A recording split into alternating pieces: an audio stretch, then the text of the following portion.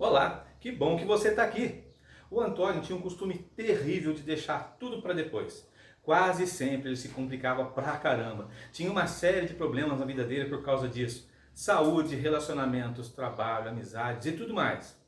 Para ajudar a piorar a situação, ele cultivava uma crença interna que ele repetia sempre para ele mesmo. Eu posso até enrolar, mas no final eu sempre dou um jeito de resolver.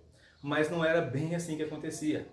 É claro que a sua performance era afetada demais por conta desse pensamento. Quando você administra, você se torna senhor daquilo que você está fazendo. Quando você não assume a sua responsabilidade ou não assume a maneira correta, você acaba se tornando escravo. Como eu falei, o Antônio tinha uma saúde que já era instável, com problemas de pressão, crise de ansiedade, cansaço constante, falta de energia, nunca tinha tempo de qualidade para os seus relacionamentos. E isso tudo gerava muitos conflitos e se aplicava às suas amizades também. Ele passou por diversos trabalhos, sempre com dificuldade para entregar resultado e cumprir prazos. Isso tudo o levava a ter uma enorme baixa autoestima e ele não conseguia confiar em sua capacidade de realização, porque ele vivia num ciclo no qual ele não acreditava que pudesse fazer, acabava não conseguindo fazer por não acreditar, e o resultado de não alcançar, aliado a essa sensação de fracasso, de impotência, o faziam alimentar ainda mais essa crença limitante de que ele não conseguia mesmo realizar as coisas. Organizar suas coisas pessoais, então, era um desafio enorme para ele. A mesa de trabalho dele era toda bagunçada. E isso se repetia em sua casa, em todos os contextos onde ele precisava interagir. Essa bagunça era um reflexo da própria mentalidade do Antônio. Ele não conseguia organizar as próprias ideias. Ele até acordava, vez ou outra, animado, motivado, disposto a fazer diferente, cheio de plano na cabeça, decidido a fazer do seu dia um dia mais produtivo. Ele listava todas as coisas pendentes e dizia para ele mesmo assim: hoje vai dar. Mas ao longo do dia ele ia perdendo o foco e quando ele via já estava com todas as atividades e tarefas amontoadas e desorganizadas. Usar uma agenda, então, era uma coisa impensável para ele. Em todas as vezes que ele se embrenhou nessa missão, acabou fracassando com louvor. Ele realmente se sabotava e acabava repetindo os mesmos padrões de sempre. Como eu disse, por conta disso, ele já vivia ansioso e sentindo problemas já com a depressão, inclusive. E assim ele levava a sua vida, sempre conseguindo aquém do que ele poderia realmente alcançar, se ele fizesse o que era preciso ser feito dentro do prazo, do tempo que aquilo precisava que fosse realmente feito. Me ouvindo contar essa história até aqui, você se identifica?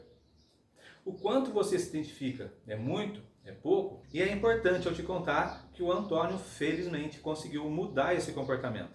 E para isso ele precisou se conhecer melhor. Ele passou por terapia e se comprometeu com o próprio processo de mudança. Tudo começou com um treinamento de inteligência emocional que ele participou e onde ele pôde impulsionar o autoconhecimento dele. Daí para diante, existe um Antônio antes do autoconhecimento e depois do autoconhecimento. E por que é que eu estou contando essa história para vocês aqui agora? Porque eu acredito muito fortemente que muita gente que está vendo esse vídeo agora sente e sabe que precisa de ajuda para mudar de vida também, assim como o Antônio fez. Sobre o Antônio, esse é um nome fictício para eu não usar o nome verdadeiro da pessoa, que foi um rapaz que participou de um de meus treinamentos de inteligência emocional. Eu estou contando essa história com o consentimento dele. Durante o treinamento ele teve diversos insights, ele tomou consciência sobre coisas que até então ele desconhecia ao seu próprio respeito. E a partir daí ele resolveu mudar. O passo seguinte foi ter atitude. Ele precisaria vencer o inimigo da procrastinação que já estava com ele há muitos anos. Mas deu tudo certo. E hoje eu tenho um grande prazer e um enorme sentimento de gratidão de poder dizer que eu fiz parte dessa história de mudança de vida. E assim como o Antônio, você de repente tem as suas próprias procrastinações também. Você tem. Eu sei que você dá uma procrastinadinha em algumas coisas, é natural, isso acontece com todo mundo. Antes de seguir, é importante deixar clara a definição do que é realmente procrastinar. Procrastinar é a arte de deixar para amanhã aquilo que você pode ou que você precisa fazer hoje. E eu diria que o primeiro passo é entender os gatilhos que te fazem procrastinar alguma coisa, que te fazem perder o foco, desviar a sua atenção daquilo que você realmente precisa e quer fazer. Hoje em dia a gente tem muitos estímulos que acabam fazendo com que a gente se perca e perca o nosso foco. Por exemplo, quantos de nós trabalham usando computador? É muita gente. Daí no computador você tem acesso às suas redes sociais. É quase certo que você vai cair na tentação de dar aquela espiadinha, aquela olhadinha.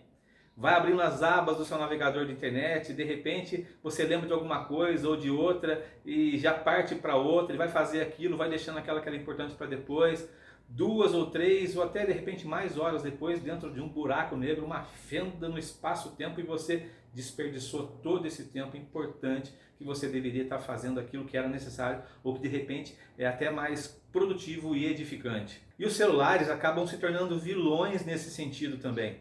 Você se senta para trabalhar, coloca o celular do lado, na sua mesa ali do lado, e aí toda e qualquer notificação vai te despertar a curiosidade, e você vai acabar olhando, e de repente, pá! Lá se vão alguns minutos perdidos, preciosos minutos perdidos pelo foco que você perdeu. Além dessas distrações que são comuns hoje em dia, também existe uma série de outras possibilidades que vão te fazer procrastinar. De repente você está tão estressado que quando você pega alguma coisa para resolver, ela se mostra um pouco enfadonha, um pouco complexa, você simplesmente não faz e pega uma outra coisa mais simples ou sem importância para fazer, só porque aquilo te dá uma sensação de alívio ou de prazer em realizar. É fácil, você faz e fica com a sensação de dever cumprido, mas você deixou a outra procrastinada. Outro fator que pode te levar a procrastinar é o medo de enfrentar uma determinada situação. Ou de repente de resolver uma coisa que seja um pouco mais complexa, e essa complexidade pode existir somente na sua cabeça e não na realidade. O que mais pode levar a gente a procrastinar? O perfeccionismo. De repente você acha que o resultado não vai ser tão bom quanto você gostaria que fosse, ou você acha de repente que não tem capacidade de realizar de maneira perfeita aquilo, e vai deixando para depois. Outro fator que pode levar a gente a procrastinar é não ter bem claro o que deve ser feito exatamente e por onde é que a gente tem que começar efetivamente a executar isso. Você procrastina alguma coisa na sua vida? Ou você procrastina muitas coisas na sua vida? Pode acreditar que independentemente de qual motivo te faz agir desse jeito, dá para treinar a ser diferente, treinar a mente para mudar esse nosso comportamento. E é disso que eu vou falar no próximo vídeo, sobre algumas maneiras bem simples e eficazes de você parar de procrastinar coisas importantes na sua vida. Então fica ligado e assiste lá. Ah, e se você curtiu esse vídeo agora, então não procrastina, não deixa para depois, já coloca o seu joinha aí e compartilha com outras pessoas que você acredita que também precisam saber mais sobre como funciona esse processo de procrastinação. Fui!